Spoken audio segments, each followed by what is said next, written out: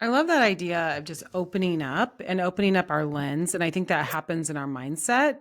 And we're working with a company and we were talking about kind of, thought spirals and how to really push the no button on your thought spiral, how to stop and pause to go back to your prefrontal cortex. And we were calling out the limiting beliefs in small groups. And I was sharing about one of my limiting beliefs when I was first reentering the workforce, that because I'd stayed home, somehow that was disqualifying me for my next step of work. But really, when you stop, hit that no button and like pause and really like reset, you think, actually, think of all the skills that we practice in motherhood that equips us for anything that would come. I mean, we're like the most capable people on the planet when we're running all of our families. Where did that limiting belief come from? So I would just love to hear for each of you, how did that time at home actually build your skills for your future self? Tammy, why don't we start with you? Well, I agree. And I think that as a mom, you're just a master problem solver. Like that is your job. That's your job every day is to figure out how to solve problems, whether that's fighting with your kids, rashes, illnesses, cuts and scrapes, how to ride a bike, how to change a diaper, how to swaddle a baby, how to make them stop crying, how to breastfeed, it's like every single day. And as soon as you figure it out, it changes. So as soon as you get into this comfortable rhythm, it's like, sorry, we're moving on. And so I feel like that's your full-time job is problem Mm, solving and multitasking because you're mm, juggling it. So you're doing that mhm. and 16 other things with, laundry and making meals and cleaning up and doing all the things. So yeah, I think it's just a big lie. And we have to decide that we're not going to believe that anymore. I don't think Mhm. it was ever true. And we could say a lot of things about why those things come into the domain of a mother and into that. It's when we birth a child, it's just kind of like we become guilty too. Like we feel guilt in ways that we never have before. We feel love in ways that we never have before also. um so yeah, I think that we have to decide that we're not going to believe that anymore. Mhm. How about for you, Kristen? How have the motherhood skills translated?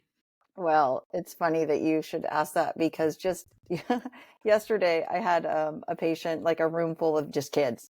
And it was crazy, you know? I mean, you take your kids to the doctor and no one behaves. Mhm. And they're kind of just like all over the place. And you're trying to see and I have ability to block it out and just Mhm. smile. And I can relate to the family. I don't judge them because I know how hard it is to have Mm. multiple kids and try to like go to the doctor and the level of chaos and the craziness, I am so used to it.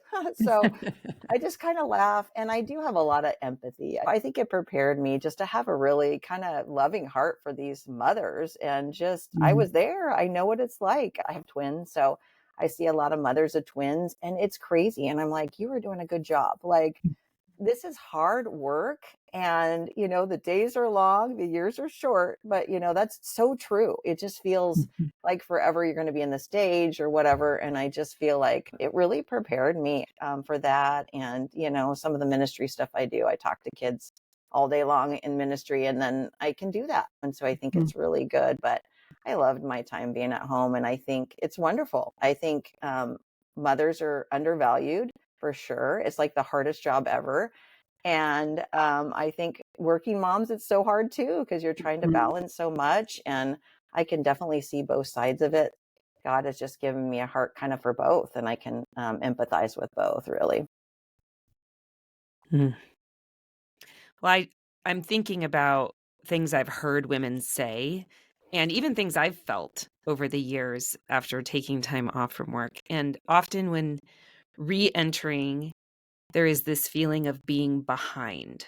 Mm. Like I'm working alongside people who maybe other women who didn't take a break or men who didn't take a break. And we're the same age and we maybe got our training at the same time. And now I'm feeling like I'm trying to catch up, whether it's technology or what the latest trend is or how we do things now. how do you fight against that disqualifying feeling of those years that I missed in the workplace are somehow keeping me from being equivalent to my coworkers now? I don't think God wastes any of our time. He shapes us and grows us through each of our seasons in life. And so I remember what my dad said when I was little. Because I said I wanted to do pediatrics, and he's like, "You're going to be such a better pediatrician when you're a parent." And I kind of was a little bit like, "What? Like, that's not very nice." And now it's so true. It is so true. So I think that, like, all those skills, like you were saying, Tammy, like multitasking, God uses all those. I mean, on the busyness and stuff that I have at work. I mean, I was trained up at home. I think sometimes it's easier to be at home, like for me.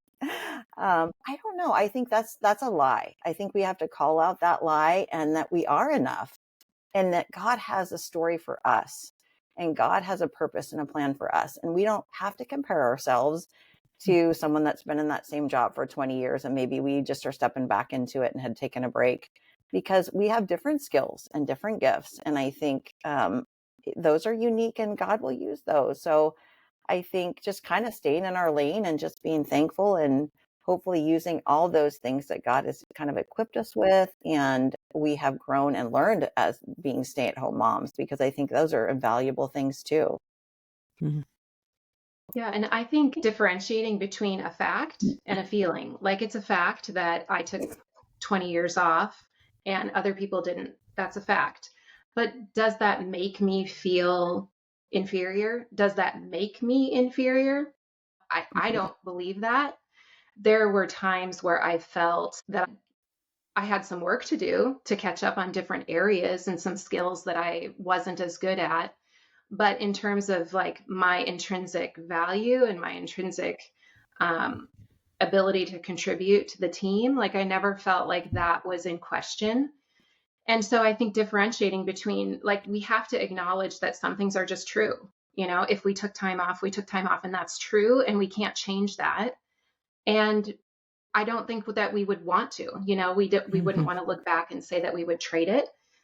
Because like we've said, God uses all of those things, and he may catapult us even further than we would have been had we not taken that time off. Those are times and years that we'll never get back, that even if they don't translate into the workplace in terms of a title or a certain salary or some type of quantifiable thing that we can write down on our resume. God is really asking us to define those things for ourselves, and to be able to take those facts and decide how we're going to view those and how we're going to write that story. Yeah, that really resonates with me. And I'm even thinking, as you're talking, Tammy, that, Andy Stanley, for example, when he hires someone new, he continually invites them personally into his office so that they can get fresh eyes on their systems and on what they're doing. And in some ways, like for me, for example, I didn't really start my coaching career until right before COVID is when I started down the coaching path. I come to things with really fresh eyes because I haven't been doing it for 25 years. So when I go into an organization, I'm seeing things differently, and I'm actually not burned out at all. I'm feeling like I'm just picking up speed. So in some ways, it's a strength that we are coming in kind of at this later, or maybe the third quarter, because we're like fresh off the bench, and we're like, all right, we're ready to go. We're not tired and on the side of the court, exhausted. I 100% agree. I've experienced that in my role as well, where I'm like, this is not working. Like, because I can see it as an outsider kind of coming in and being like, this is not working at all. And I can see some really simple systems that we could set up that would make this way better. And yeah, you just get comfortable. It's the frog in the pot. A lot of people just get comfortable with systems and practices and things the way that they are. And being able to come in with those fresh eyes is hugely valuable. How do you balance now that you are full-time, or even if you're not totally full-time on paper, you are very much in your rhythm back to the workforce. How are you now working on work-life integration differently?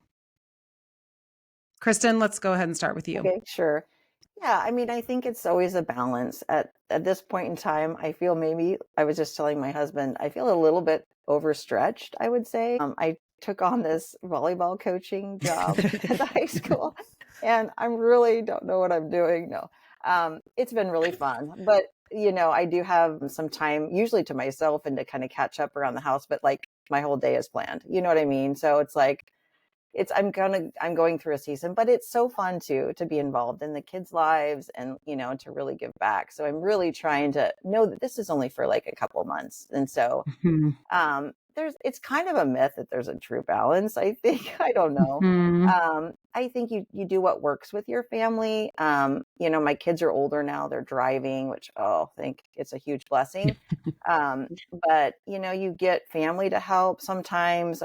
We pull in grandma to help. It takes a village, and so you just use your resources and pull everybody in and make it work. I try to take some time. We try to have game nights with the kids and like connect with the kids and still go on trips together and do things as a family to try to really kind of balance that and really do that. But I'm pretty busy during the week, so it's hard at times. But at the same time, I think there's a lot of joy in doing what I do. So I love it. And so then it makes me fun to be around because I'm feeling like my purpose being used and all that. Well, and I think about your kids, Kristen, watching you lead Young Life every week, watching you show up to volleyball practice, even though you're not a volleyball coach, but you're doing it because you want the school to have a really thriving program for boys in volleyball. So like they're watching that, and that is just going to pay dividends way down the line.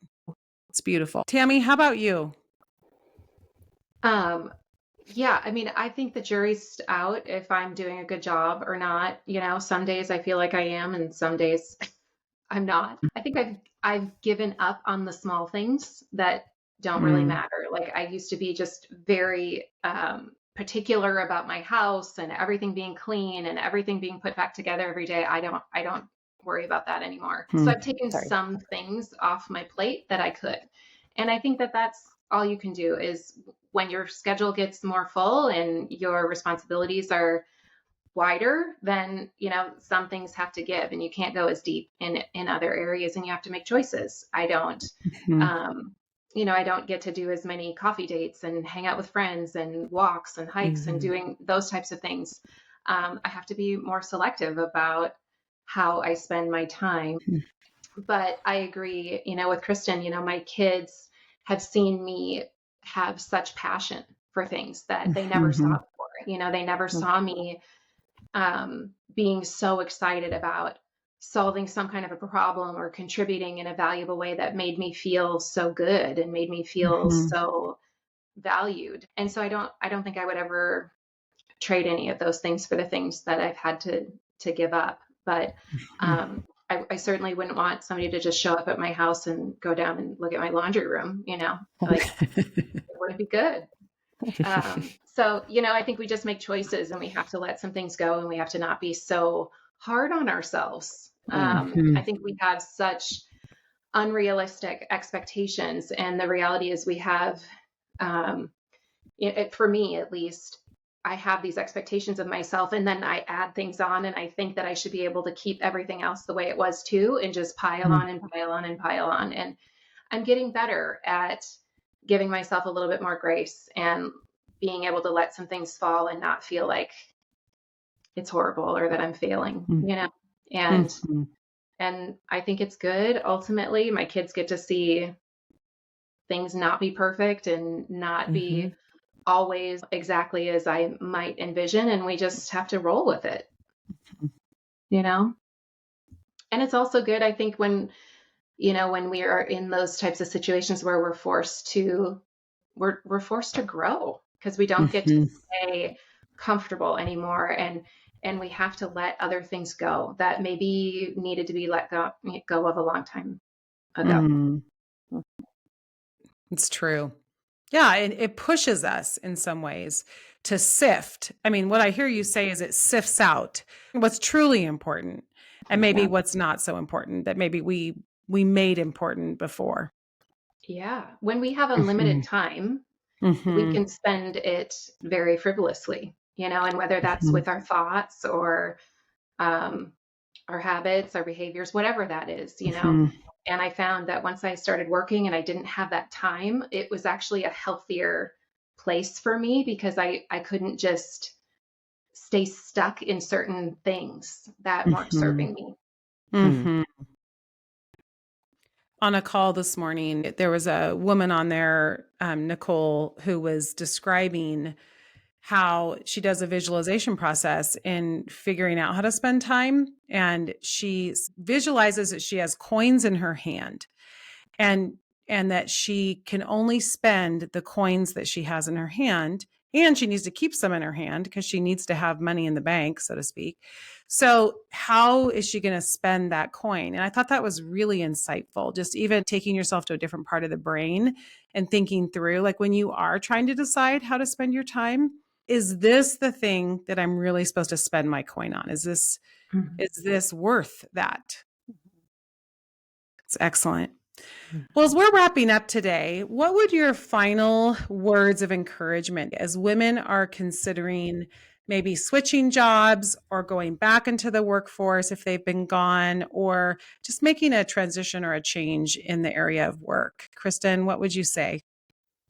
Yeah, I mean, I think something that I've kind of learned through this whole process is it's not really what I do that Mhm. makes me a person, it's who I am in Christ. And so I feel like whatever it is, whatever you choose to do, it's really not what you do. And so I think it's really important to kind of keep that in mind, Mhm. but to just take a leap of faith, try to dream, like think of something, hey, maybe it's write a book. I'm not an author, but I know you guys have a lot of authors on this show, but I'm not an author, but maybe it's writing a book. Maybe it's volunteering somewhere, I mean, at the church, and maybe it's going back to work. I don't know what it is for each person, but to kind of just step out. And like Tammy was saying, I mean, what do you have to lose? You don't like it? You could always stop doing it. But I think it's try to find and just hold it loosely, hold open hands with the Lord. What do you have for me? Like, what an exciting place to be if you truly have open hands and you ask the Lord, and am I supposed to go back to work? And what would that look like? And what do you have for me? And I think it's just exciting to see what God would have for you. Hmm. Tammy, what would you say? Yeah, I think I'd just say that every single one of us has something inside of us. We all know when there's this pull on our heart, whether that's something that makes us sad or that makes us happy or that makes us excited. Those are those little clues that you have in your life that there's something there. And it may not be a big thing. Like, sometimes we're told to dream big and do these incredible things with our lives. And that can feel so overwhelming because Mhm. it's like, what if I don't have a big God dream? What if I just have this really small thing that I want to contribute? And that is a really big thing. It's a really big thing to somebody. And so I think sometimes letting go of these like big things, and I know like Kristen and I, we both have big degrees, and that can seem like that's not relatable to maybe some people. And I can say that one of the most powerful moments that I had kind of in my process, I didn't just probably jump back into work. I did take a time where I volunteered and I worked for a nonprofit advocating for children who had been taken out of their homes. And that was a volunteer position that anybody can do, whether you have a degree or no degree, whether you graduated from high school or not, probably. And that had one of the most profound impacts on my life to just volunteer a few hours a week and see these kids and go into foster homes and experience not only suffering and pain and loss, but also just the incredible generosity and Mhm. spirit and connection and love in communities and in people. I was blown away by what people in my little town and then towns all around me are doing with their one small life. And I think just when we are faced with these insecurities and these fears, to remember that those are lies, that God doesn't give us a spirit of fear. And so we can know that when those things are coming at us, that that's the enemy, and we have to choose to move forward in faith, to move forward trusting. Like, I can look back on my story and see a track record of faithfulness, even when I didn't see it at the time, even when I thought my life was completely out of control or my life was totally over. I look back in retrospect and I think, wow, he knew exactly what he was doing every step of the way. And I'm so grateful. And so I think choosing to go anyway into whatever that small place is that God is calling you, that small place that he's touched your heart, and just know that you have no idea how big of an impact that will make on somebody else, because it will. Amazing. Amazing. Your words are so inspiring to me personally. And it is such an honor to witness you both, the way that you live and the way that you lean in to God's next step in your life it's so beautiful, and it inspires me. And that's where we really are influenced by each other, because you both just happen to be two of my very closest friends, and you inspire me to keep taking steps and to keep walking the road. And thank you for that, because you've done it so well. And today you've really inspired others as well. Thank you. Thank you. Thank you. Well, thank you. Both of you have as well. Yeah, you both inspire me too. So the pipe goes both ways. I love that.